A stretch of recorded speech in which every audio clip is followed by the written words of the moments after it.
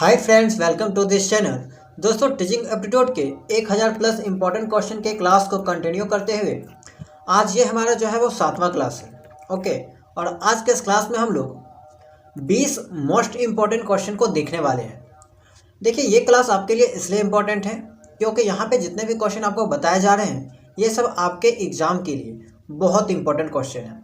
यहाँ पे जितने भी क्वेश्चन आपको बताए जा रहे हैं वे सब किसी ना किसी एग्जाम में, टीचिंग एग्जाम में आए हुए प्रश्न हैं। चाहे वो आपका बीएड एंट्रेंस एग्जाम हो गया हो, सीटेट हो गया हो, या फिर किसी भी स्टेट के टेट का एग्जाम हो गया हो जिसमें आपको टीचिंग एप्टीट्यूड का क्वेश्चन पूछा जाता है, उसमें से ये क्वेश्चन जो है वो उठाया गया है। तो इसलिए आपके एग्जाम के लिए जो है वो ये सब क्वेश्चन बहुत इंपॉर्टेंट है। इसलिए इस क्लास को जो है वो शुरू से लास्ट तक जो है ज़रूर देखिएगा। तो चलिए आज का क्लास जो है वो स्टार्ट करते हैं। दोस्तों, आज का पहला क्वेश्चन है। देखिए, 120 क्वेश्चन तक हम लोगों ने पहले सॉल्व कर लिया था। आज हम लोग 121 से लेके 140 तक इस वीडियो में देखने वाले हैं। ओके, तो चलिए 121 नंबर का क्वेश्चन है कि प्रभावी शिक्षण के लिए निम्न में से किस शर्त को सर्वाधिक महत्व दिया जाना चाहिए? कक्षा में नोट्स देना, छात्रों के समक्ष तत्सम एवं शुद्ध भाषा का प्रयोग करना, व्यवहारिक उदाहरण देकर पाठ्य वस्तु को स्पष्ट करना, और इनमें से कोई नहीं। तो आपका ऑप्शन नंबर सी जो है यहाँ पे करेक्ट हो जाएगा। व्यवहारिक उदाहरण देकर किसी भी पाठ्य वस्तु को स्पष्ट करना जो है वो एक तरह का प्रभावी शिक्षण माना जाता है। राइट। नेक्स्ट क्वेश्चन है कि अध्यापक बन जाने के बाद आप किस कार्य में अधिक रुचि लेंगे? छात्रों के ज्ञान वृद्धि एवं व्यक्तित्व विकास में, शिक्षण के मानदंड को ऊंचा उठाने में, छात्रों की शिकायत प्रधानाचार्य तक पहुंचाने में, ट्यूशन द्वारा पैसा बनाने में। तो देखिए, आप भी समझ सकते हैं कि ऑप्शन नंबर सी और डी तो एकदम करेक्ट इनकरेक्ट ही है, ठीक है, गलत ही है। तो यहाँ पे इन दोनों में अगर एक्यूरेट आंसर देखा जाए, ठीक है, तो ऑप्शन नंबर ए जो है वो यहाँ पे करेक्ट हो जाएगा। अध्यापक बन जाने के बाद आपको जो है वो छात्रों की ज्ञान वृद्धि एवं उनका जो पर्सनैलिटी डेवलपमेंट है उसमें ज़्यादा इंटरेस्ट लेना होगा। ओके, तो ऑप्शन नंबर यहाँ पे ए जो है वो करेक्ट हो जाएगा। चलिए नेक्स्ट क्वेश्चन देखते हैं। अध्यापक का छात्रों के साथ स्कूल में खेलना कैसा है? ऑप्शन है उचित है, इससे दोनों के बीच की दूरियां कम होती है। उचित नहीं है, इससे अध्यापक का सम्मान छात्रों में कम हो जाता है। इस पर निश्चित रूप से कुछ नहीं कहा जा सकता। विशेष अवसरों पर उचित है। तो यहाँ पे ऑप्शन नंबर ए जो है वो करेक्ट हो जाएगा। उचित है, इससे दोनों के बीच की दूरियां जो है वो कम हो जाती है। ओके, नेक्स्ट क्वेश्चन है। छात्रों को गणित शिक्षण में कैलकुलेटर का प्रयोग नहीं करने देना चाहिए क्योंकि इससे छात्र सुविधाभोगी हो जाएंगे। ठीक है, वह अपनी स्मरण शक्ति का प्रयोग नहीं करेगा, इससे उसकी अभ्यास शक्ति कम हो जाएगी और वह आगे नहीं सीख पाएगा, और ये सभी। तो देखिए, यहाँ पे जो है वो कैलकुलेटर का उपयोग करने से वो सुविधाभोगी तो नहीं होगा। ठीक है, यहाँ पे ये जो है वो 100% राइट नहीं है। ओके, जरूरी नहीं है कि उसको कैलकुलेटर दे दिया जाए। तो देखिए, कैलकुलेटर में भी अगर हम सॉल्व करते हैं तो हर चीज़ कैलकुलेटर में सॉल्व नहीं होता। ठीक है, एक हद तक इक्वेशन हमें जो है वो खुद करना पड़ता है। लास्ट में भले हम रिजल्ट लाने के लिए जो है वो इस चीज़ का उपयोग कर सकते हैं, कैलकुलेटर का उपयोग कर सकते हैं, लेकिन हर चीज़ जो है वो कैलकुलेटर से सॉल्व नहीं होता है। ये चीज़ आपको पता होगी। तो यहाँ पे ये बात तो नहीं हो सकती कि सुविधाभोगी हो जाएगा। राइट। तो यहाँ पे अगर हम ऑप्शन की एक्यूरेसी देखेंगे तो यहाँ पे जो है वो ऑप्शन नंबर सी जो है वो एक्यूरेट है। इन तीनों में जो है वो सबसे एक्यूरेट ऑप्शन नंबर सी है। इससे उसकी अभ्यास शक्ति जो है वो प्रैक्टिस कम हो जाएगी और वो आगे जो है वो नहीं सीख पाएगा। ये यहाँ पे एक्यूरेट हो सकता है। तो 124 का जो है वो ऑप्शन नंबर सी करेक्ट हो जाएगा। नेक्स्ट क्वेश्चन है कि छात्रों को प्रेरित करने के लिए उन्हें महापुरुषों की जीवनी, प्रेरणादायी नाटक एवं उत्कृष्ट वैज्ञानिकों इत्यादियों के बारे में बताना चाहिए। यह निम्न में से किस सिद्धांत के अंतर्गत आता है? प्रेरणा का सिद्धांत, लोकतांत्रिक सिद्धांत, सर्वांगीण विकास का सिद्धांत, चयन का सिद्धांत। तो यहाँ पे आपका जो है वो प्रेरणा का सिद्धांत राइट आंसर हो जाएगा, क्योंकि यहाँ पे प्रेरणादायी नाटक या फिर उत्कृष्ट वैज्ञानिकों आदि के बारे में जो है वो यहाँ पे बताया जा रहा है। तो इस सिद्धांत को, ऐसे सिद्धांत को हम लोग जो है वो प्रेरणा का सिद्धांत कहते हैं। ओके, चलिए नेक्स्ट क्वेश्चन है। बच्चों को स्कूल में नैतिक मूल्य सिखाने का सबसे अच्छा तरीका यह है कि प्रत्येक अध्याय में नैतिकता का पाठ शामिल हो, बच्चों से समाज सेवा कराई जाए, उनके सामने अध्यापक स्वयं अच्छे आदर्श प्रस्तुत करे, ये सभी। तो यहाँ पे ऑप्शन नंबर सी जो है वो करेक्ट हो जाएगा। उनके सामने अध्यापक स्वयं अच्छे आदर्श प्रस्तुत करे। ओके, इससे क्या होगा, बच्चों को स्कूल में नैतिक मूल्य सीखने में बहुत ही मदद मिलेगी। नेक्स्ट क्वेश्चन है। निम्नलिखित में से कौन छात्रों में लोकतांत्रिक मूल्यों की स्थापना करता है?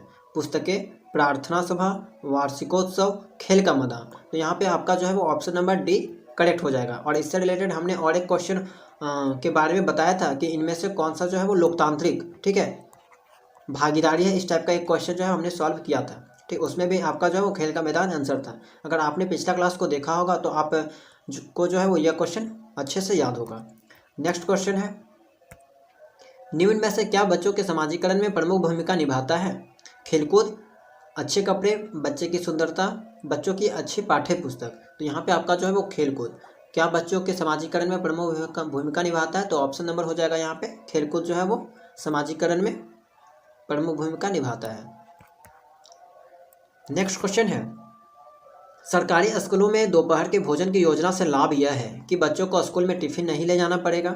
यदि बच्चे भूख से व्याकुल होंगे तो पढ़ने के लिए प्रेरित नहीं किया जा सकेगा। निर्धन बच्चों को कुपोषण से बचाया जा सकेगा। बी व सी दोनों। तो यहाँ पे जो है वो आपका बी व सी, ऑप्शन नंबर डी जो है वो करेक्ट हो जाएगा, बी व सी दोनों। ठीक है,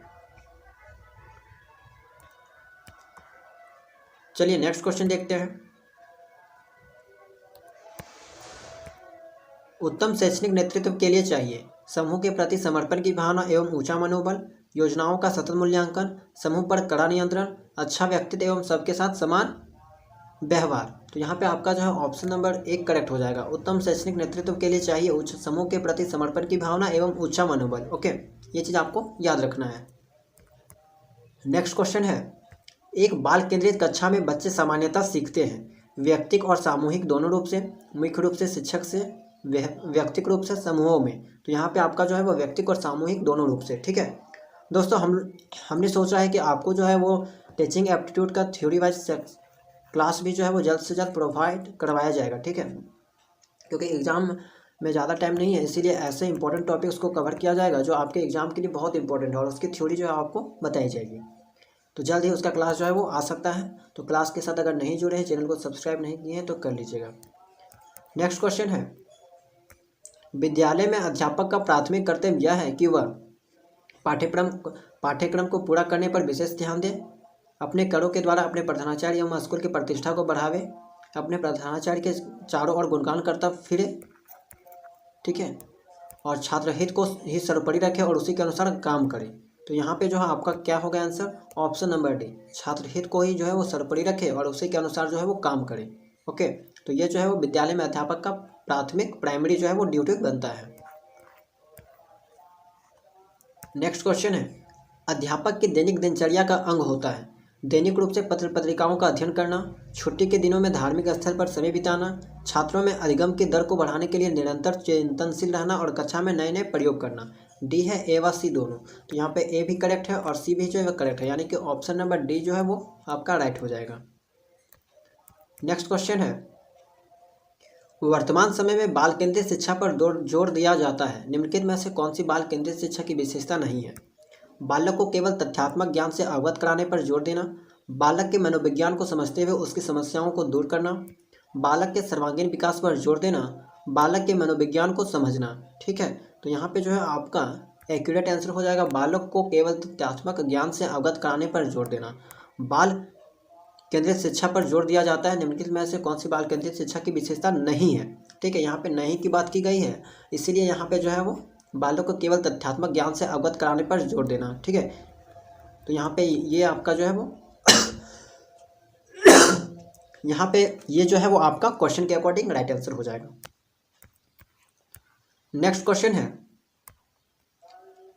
पढ़ाते समय कक्षा में अध्यापक का विश्वास कब डगमगाता है?